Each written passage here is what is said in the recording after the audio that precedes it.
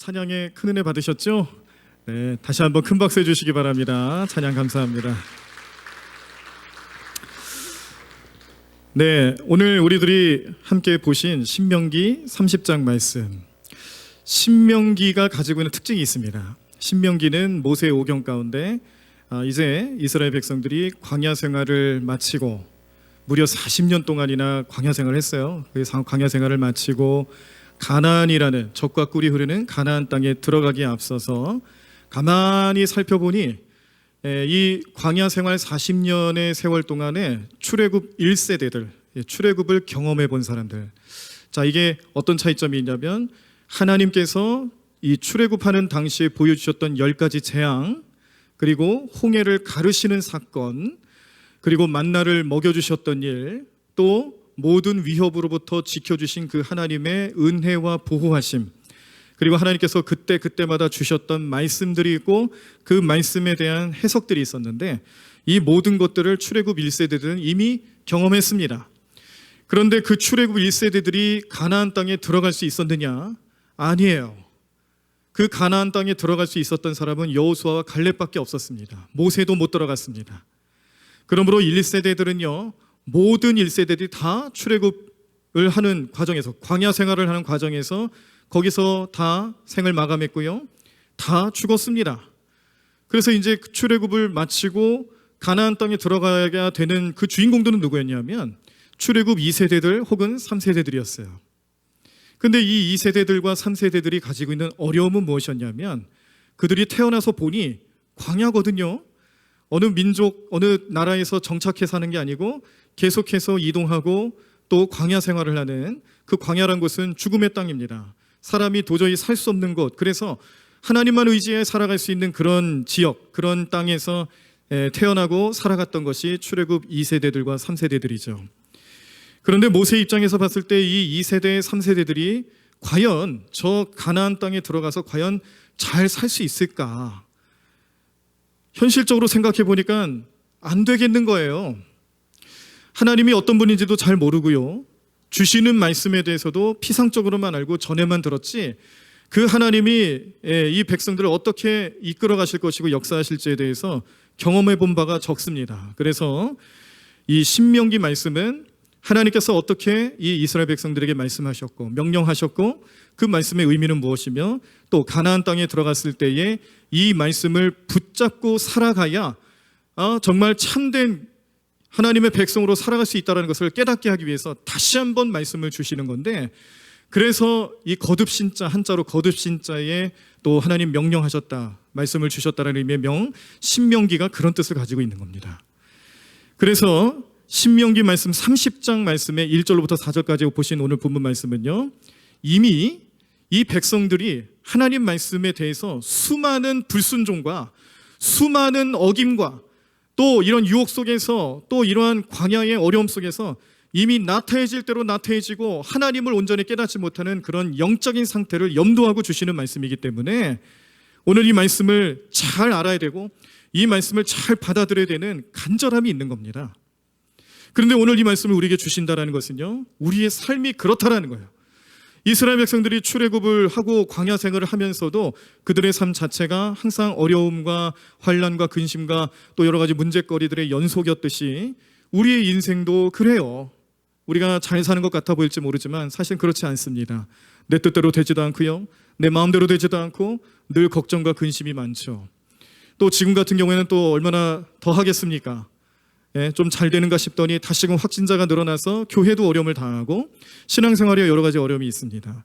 이런 모든 과정 속에서 우리가 겪을 수밖에 없는 마음가짐은 뭐냐면 안 되는구나, 뭘 어떻게 해도 잘 안 되는구나, 노력해도 안 되는구나, 이런 자꾸 자포자기하는 마음들을 가지게 되는데, 하나님께서 오늘 이 말씀을 우리에게 주시면서 오늘 특별히 우리에게 은혜로서 함께 해주시기 위해 주시는 말씀, 오늘 이 말씀 속에 세 가지를 꼭 기억하시고 그 세 가지를 붙잡고 한 주간 살아가시면서, 그러나 우리가 우리의 눈으로, 인간의 눈으로 봤을 때는 절망하고 넘어질 일들이 많지만 그러나 하나님께서 함께 하신다라는 믿음으로 나아갈 때는요, 우리의 모든 삶이 주님 주시는 은혜 가운데 항상 은혜와 축복이 넘치는 삶으로 나타날 것을 기억하시고 바라보시고 또 그에 대해 영광 돌릴 수 있는 우리 모든 성도님들 삶이 되시기를 간절히 축원합니다. 오늘 말씀의 제목인데요, 한번 따라서 해보시겠습니다. 기억과 순종 그리고 은혜. 다시 한번 따라 하시겠습니다. 기억과 순종 그리고 은혜. 아멘. 오늘 말씀을 가만히 살펴보니까요, 이런 말씀을 주세요. 기억하래요. 30장 1절 말씀의 후반부에 보시면은 기억하라라는 말씀이 나옵니다. 이 기억하라는 말씀을 주시는 이유가 있습니다.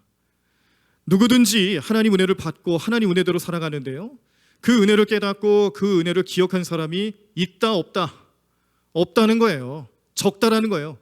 하나님 은혜를 경험했음에도 불구하고 그 은혜를 기억하며 살아가는 사람들이 얼마나 될까 따져놓고 보면 없다라는 겁니다. 더군다나 이 말씀은 하나님의 마음을 대변하는 말씀인데 신명기 말씀이에요. 경험이 있는 말씀이에요. 또 그럴 염려를 가지고 하는 말씀이에요. 이미 인간의 삶 속에 실패를 경험한 것이 무엇이냐면 하나님 은혜를 기억하지 못하고 생각하지 못하는 인간의 연약함을 벌써 바라보고 하는 얘기입니다. 그러므로 다시 한번 권면하는 것은요, 그 마음에서 기억하라는 거예요. 기억이 나든지 만든지 상관 안 하겠다, 이게 아니고요, 기억하라는 얘기예요. 근데 이 기억이라는 말씀을 새 번역 말씀에서는요, 생각이라고 번역을 합니다. 그러니까 우리가 기억이라고 하면은 좀 이게 생각하고는 좀 거리가 먼 것 같은데 아니에요. 우리에게 생각나게 하시는 분이 있다는 거예요. 우리가 기억하지 못할 때 생각나게 하시는 하나님 은혜가 임할 줄로 믿습니다. 성령님이 우리 마음속에 함께 하실 때에 내가 그동안 살아갔던 삶의 모습 가운데 여러모로 나타나는 하나님의 놀라운 능력을 경험할 수 있도록, 기억할 수 있도록, 생각할 수 있도록 도와주시는데, 오늘 이 생각이 우리가 죽을 수밖에 없는 인생이었음에도 불구하고 다시 살려주셨구나, 우리가 하나님의 형상대로 지음받은 존재임에도 불구하고 그 사실을 잃어버리고 깨닫지 못하고 내 마음대로 내 뜻대로 살아갔던 우리의 연약함을 기억나게 하시며 생각나게 하셔서 결국에는 회개의 삶으로 살아가게끔 이끌어주시는 하나님의 은혜가 될 줄로 믿습니다. 오늘 하나님께서 기억이 나거든이라고 말씀하시는 것들, 그것은 우리의 생각입니다. 그 생각에 대한 부분들을 하나님께서는 우리에게 회개의 역사로 나타날 수 있도록 함께 해주시는데, 우리가 기도하면서 또 신앙생활하면서 참 신기한 것은요, 저도 마찬가지고 아마 대부분의 성도님들이 그러실 겁니다. 우리가 하나님 뜻대로 잘 살아가려고 마음 먹고 노력하고 애는 쓰는데 어느 순간 죄 짓죠. 어느 순간 미워합니다. 또 어느 순간 말씀대로 살지 못하고 말씀의 의미대로 살아가지 못하는 연약함을 느낄 때가 있습니다. 그런데 참 신기한 것은 왜 기도만 하면 그동안 잊고 있었던 죄의 현실들과 연약함들이 왜 다 생각이 날까요? 왜 내가 기도만 하면 우리 이웃들과 싸웠던 것이 생각이 나고, 왜 기도만 하면 자녀들과 마음이 불편했던 것들이 생각이 나고, 왜 기도만 하면 배우자와 그렇게 아웅다웅하면서 행복하게 살아가는 것도 부족한 이 현실에 왜 싸우며 살아갔을까? 그 생각들이 자꾸 난다니까요. 여러분들은 안 그러세요? 전혀 안 그러신 것처럼 저를 바라보고 계시는데 아니잖아요. 그러시잖아요. 이상하죠? 평소에는 그런 일이 있어도 금방 잊어버립니다. 그냥 뭐 아무 생각 없습니다. 그런데 예배당에 나와 기도하고 말씀 보고 그 붙잡고 하나님 앞에 간구하는 그 시간만 되면 왜 이렇게 생각이 나게 하시는지, 이게 하나님 은혜인 줄로 믿습니다. 우리가 그 죄된 현실을 깨닫지도 못하고 살아가는 사람들이 얼마나 많아요. 그런데 생각나게 하시는 하나님의 은혜가 있다라는 거예요. 제가 얼마 전에도 이 누가복음 15장 말씀을 가지고, 탕자의 비유 말씀을 가지고 이 생각이라는 것과 그리고 회개에 대한 것과 이런 것들을 좀 연관지어서 또 전도와 더불어 사명과 더불어 좀 연관지어 말씀을 전해드린 적이 있었는데, 그 말씀을 좀 다시 한번 좀 생각을 해보면, 탕자의 비유에서는 사실 중요한 내용은 제가 천국에 대한 복음을 알려주시기 위해서 주시는 예수님 비유 말씀인데요, 그런데 이 비유 말씀이 얼마나 우리의 삶과 참 밀접한 관계가 있는지 참 여러 가지 해석을 할 수가 있습니다. 탕자가 집을 나가 자기 마음대로 살고 나중에는 다 탕진하고 흉년까지 나타나서 먹을 것도 없어가지고 돼지들이 먹는 사료 같은 쥐염 열매라는 것을 겨우겨우 얻어먹으면서 연명하고 있는데, 그때 탕자의 마음속에 생각이 나타나죠. 탕자의 마음속에 문득 떠오르는 생각이 있습니다. 뭐였습니까? 내가 아버지 집에 있었으면, 지금 여기 있지 않고 아버지 집에 있었으면 이 흉년에도 나는 아무런 어려움 없이 배부르게 풍족하게 살아갈 수 있을 텐데, 내가 부렸던 종들도 나보다는 잘 살 텐데 내가 지금 뭐 하고 있는 거지? 이게 탕자의 생각이에요. 그 생각이 날 수 있도록 은혜를 베풀으신 하나님의 은혜가 있다라는 거예요. 정확하게 설명까지 이루어지진 않았지만 우리의 인생, 우리의 신앙생활을 가만히 살펴보니까 하나님의 은혜라는 건 그런 거였어요. 내가 죄의 길을 걸어가고 또 하나님으로부터 멀어진 삶을 살아가는 와중에도 하나님 나를 끝까지 포기하지 않으시고 나에게 생각을 주고 계셨구나라는 것을 깨닫게 되는 겁니다. 그래서 탕자가 그렇게 생각이 들었을 때에 그가 회개하게 되지 않습니까? 돌아가야겠다. 다시 아버지 품으로 돌아가야겠다. 회개하는 마음을 품고 돌아가겠다라고 마음먹었을 때 그가 아버지 집을 향해 걸어갑니다. 그런데 이게 웬일입니까?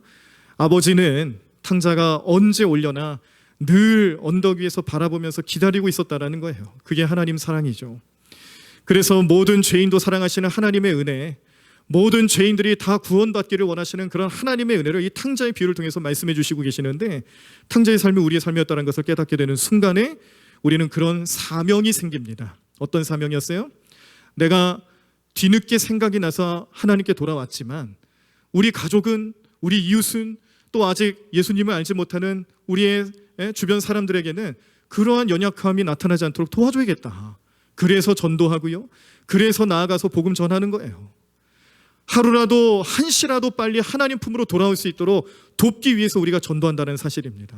전도하는 목적을 그곳에서도 찾을 수가 있어요. 그러니까 기억난다는 것, 생각난다는 것이 얼마나 큰 은혜인지 알 수가 없습니다.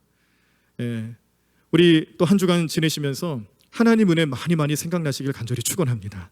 감사가 넘치시길 바라고, 또 이를 통해서 우리가 지었던 죄들도 생각난다라면 회개하십시오. 회개하고 주님께 돌아오시고 또 그 회개를 통해서 다시 한번 의로운 삶을 살아가실 수 있는 저와 여러분들의 삶이 되시기를 간절히 축원합니다.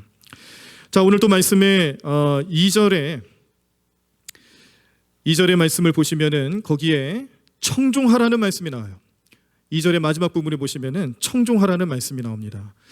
자, 구약 성경은 히브리어로 쓰여진 책입니다. 히브리어는 이 히브리어 원문으로 보면, 성경책의 히브리어 원문으로 보면은 우리가 번역본으로 봤을 때 놓치기 쉬운 것들을 좀 자세히 알 수가 있는데, 자, 이때 이 청종하라는 말씀을 히브리어 원어로 보면요, 쏴마라고 합니다. 쏴마. 어디서 좀 많이 들어보신 것 같죠? 쉐마하고 좀 비슷하죠? 쉐마는 무슨 뜻이었습니까?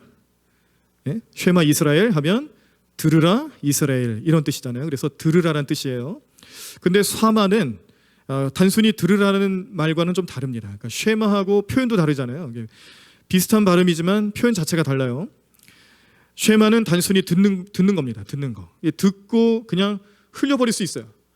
그런데 쏴마는 좀 달라요. 쏴마는 어떤 의미가 들어가 있냐면 순종하는 마음을 이미 갖고 듣고 있다는 뜻이에요. 순종하는 마음을 가지고 듣는다. 자, 그러면 그냥 듣는 거하고 순종하는 마음을 가지고 듣는 거하고는 삶의 자세가 어떨까요? 다르겠죠. 삶의 태도가 다를 수밖에 없죠. 부모님이 자녀들에게 뭔가 명령하고 시켰을 때 자녀들이 그 말씀에 순종하고자 하는 마음을 듣고 생각하고 듣는 거랑, 또 우리 부모님 나한테 또 이것저것 귀찮게 하시는구나, 그냥 건성으로 듣는 거랑 다르잖아요. 달라요. 그래서 순종하는 마음을 가지고 듣는다라는 뜻이 청종한다라는 말, 쏴마인데, 이것을 좀 더 우리가 예수님의 가르침 속에서 좀 잘 이해할 수 있도록 주시는 말씀이 갈라디아서에 나타납니다. 갈라디아 3장 27절에 보면요, 그리스도로 옷 입는다라는 말씀이 나와요. 그리스도로 옷 입는다라는 말씀. 자, 이게 순종하는 것과 어떤 의미가 있을까? 그리스도로 옷 입는다라는 것의 속뜻은요, 그리스도께서 내 삶을 완전히 장악하셨다는 의미예요.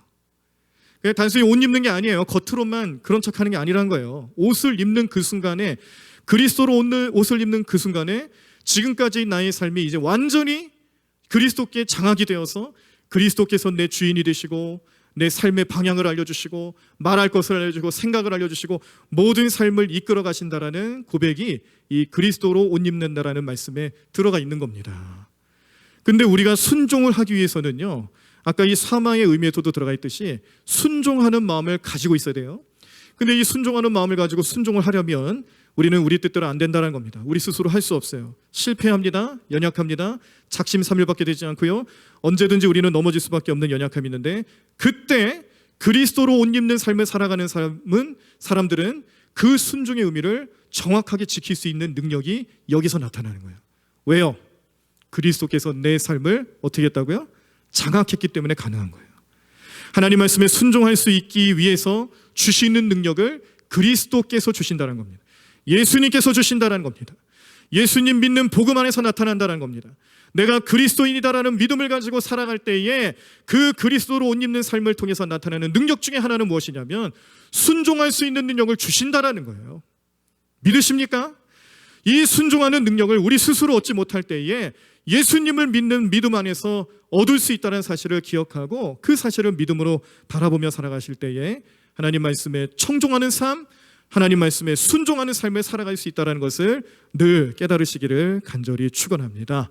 이게 순종의 진짜 의미예요. 그러니까 그냥 되는 게 아니에요. 도와주셔야 합니다. 우리가 이 하나님 은혜도 지었던 죄도 생각나게 하시고 기억나게 하시려면 역시 그것도 하나의 은혜가 필요한데, 우리가 이 말씀에 대해서 어떤 말씀을 주시든지 순종하며 살아가기 위해서도 또 뭐라는 말씀이에요? 순종하기 위해서도 하나님 은혜가 필요하다. 그런데 그 은혜가 우리에게는 이미 나타났습니다. 저 십자가를 바라보며 십자가 위에서 우리를 위해서 죽으신 그 예수님의 은혜를 생각할 때마다 우리는 그리스도인으로 거듭난 삶을 살아가는데, 그 거듭난 삶에 그리스도로 옷 입는 삶을 통해서 이제 여러분들의 삶은요, 그리스도께서 우리의 인생을, 삶을 완전히 장악하시고 이끌어 가시는 삶으로 나아가시기를 간절히 축원합니다. 자, 마지막으로 이렇게 우리가 기억도 나요. 은혜도 기억나고 죄 지었던 모습들도 생각나고, 그래서 회개하죠. 회개하니까 감사가 넘칩니다. 그 감사하는 삶을 살아가면서 이제 하나님 말씀에 이제 순종하라, 그 명령에 청종하라라는 명령 순종하는 마음으로 이끌어 갈 때에 이게 그냥 또 되지 않으니까 기도하며 그리스도로 옷 입는 삶을 살아가면서 체험을 하기 시작하는데요, 이때 나타나시는 은혜가 있다라는 거예요. 오늘 신명기 말씀 30장 말씀에서는 그 은혜를 어떻게 표현하고 계시냐면, 자, 첫 번째는 마음을 돌이키신다, 또 하나는 긍휼을 베푸신다. 이렇게 하나님께서 은혜로 함께 하시는 줄로 믿습니다. 우리가 아까 말씀의 제목을 붙잡고 그런 얘기를 했죠. 기억, 순종, 그리고 은혜. 기억하고 또 순종하는 삶을 살아가면서 받는 은혜라는 거예요. 어떤 은혜로 나타날 수 있을까? 오늘 말씀에 하나님께서 마음을 돌이켜 주신대요. 왜요? 하나님은 공의로우신 분이세요. 그 공의로우신 하나님께서 죄 지은 인생들을 향해서 갖는 마음은 이 죄를, 그 값을 치르게 하시고 심판하시겠다는 의지입니다. 공의로우신 하나님은 그런 하나님이세요. 그런데 마음을 돌이키시겠다라고 하시는 것은 우리가 회개하고 여호와께 돌아오고 또 그 말씀대로 살아가기 위해서 순종하려 할 때에 주님께서 우리를 불쌍히 여기시고 우리를 이제 더 이상 심판하지 않으시겠다라는 그 마음을 보여주시는 것이죠. 그래서 오늘 이 신명기 30장 1절에서 4절까지의 말씀은요, 우리의 신앙의 자세뿐만 아니라 그런 모습 속에서 나타나는 하나님의 은혜를 경험하는 귀하고 복된 말씀인데, 특별히 마음을 돌이키시는 하나님의 은혜가 우리의 인생, 우리의 일상 가운데 나타나시기를 간절히 축원합니다. 또한 하나님께서 우리를 긍휼히 여기시겠다라는 마음을 보여주실 때에 그것 또한 우리에게 놀랍고 신비로운 은혜가 될 줄로 믿습니다. 우리가 이 긍휼이라는 말씀을 놓고 좀 고민할 필요가 있습니다. 긍휼이라는 말씀을 보통 우리가 생각할 때는 그냥 불쌍히 여겨주시는구나, 이렇게 받아들이는 경우가 많아요. 그런데 긍휼이라는 말을 하나님의 마음으로 표현하고 빗대어서 얘기를 해드리면 이런 마음입니다. 우리는 자녀들을 기르면서 때로는 자녀들이 부모님 명령의 말씀에 잘 순종하지 않을 때, 그때 갖는 마음들이 뭐냐면 포기하고 싶은 마음이 들 때도 있어요. 어느 부모님들이나 다 그런 과정들을 겪습니다. 이 자녀들을 위해서 기도하다 보면은 너무 힘들 때가 있죠. 내 뜻대로 되지 않고 생각처럼 되지 않을 때 이 자녀들을 포기하고 싶은 마음이 들 때가 있어요. 사람도 부모도 그런 마음이 들 때가 있다라는 겁니다. 요즘 현대에 와서는 더 심해졌어요. 우리 예전에 한참 이렇게 교회가 부흥하고 또 보릿고개 시절, 죄송합니다. 제가 나이도 어린 사람이 보릿고개 얘기를 하다니 저도 들어서 아는 얘기니까 용서하십시오. 보릿고개 시절, 저는 경험해 본 적은 없습니다만 우리 그 참 한참 그렇게 배고팠던 시절, 또 우리나라가 뭐 개발도상국이었는데 이제 뭐 엄청난 그런 경제적인 발전을 이루기 위해서 노력하고 뭐 새마을 운동, 또 뭐 산업화 뭐 이런 것부터 시작해가지고 정말 세계의 그런 못 사는 나라에서 이제 잘 사는 나라로 거듭나기 위해서 얼마나 노력 많이 했어요. 7, 80년대 그렇게 애쓰고 노력하셨던 우리 부모님들의 노력들이 있었는데, 그때 가지고 계셨던 모습들, 이렇게 자녀들을 기르면서 또 자녀들을 위해서 헌신하시면서 또 부모님들이 가지셨던 생각들이 지금하고 많이 다르죠. 그때 부모님들은 정말 슈퍼맨들이셨어요. 정말 우리 모든 자녀들의 히어로입니다. 어디서 그런 힘들이 나오시는지, 그렇게 헌신하시고 애쓰시고 노력하셨던 모습들을 하나하나씩 생각을 해보면 우리 젊은 세대들이 저뿐만 아니라 저의 자녀들 잘 모르잖아요. 좀 알려드리고 좀 깨달아야 되는데 뭐 경험해본 바가 없으니까 잘 모르죠. 툭하면은 우리 어르신들이 이제 나 때는 말이야 이러면서 옛날 얘기를 해주시면은 그 듣기 싫어가지고 표현 요즘 우스갯소리로 뭐라 그래요? 라떼는 말이야 이렇게 하잖아요. 우리 커피 드실 때 아이스 라떼 할 때 라떼처럼 그런 식으로 이제 놀림거리가 되기도 하고 그러는데, 뭐 또 재밌는 얘기 해주면은 그걸 놓고 아재 개그라고 놀리질 않나, 뭐 부장님 왜 그러세요, 막 이렇게 비하하는 우스갯거리로 만드는데, 사실 그 대상들이 되시는 우리 부모님들 얼마나 힘드셨어요. 그럼에도 자녀를 양육하고 기르시는 데서 최선을 다했다는 겁니다. 절대 포기하지 않으셨죠.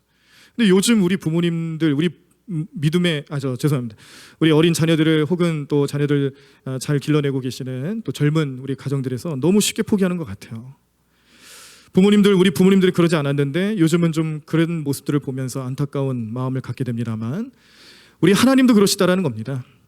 이 부모님들을 뵈니까 하나님 마음을 뵙는 것 같죠. 요즘 부모님을 말하는 게 아니라, 요즘 젊은 가정의 부모님들 말하는 게 아니라, 우리 한참 우리나라가 이렇게 성장할 때 그때 열심을 다하셨던 그런 부모님들, 하나님 마음을 보는 것 같아요. 어떤 마음이냐면 포기하지 않아요. 포기하지 않고 끝까지 이끌어갑니다.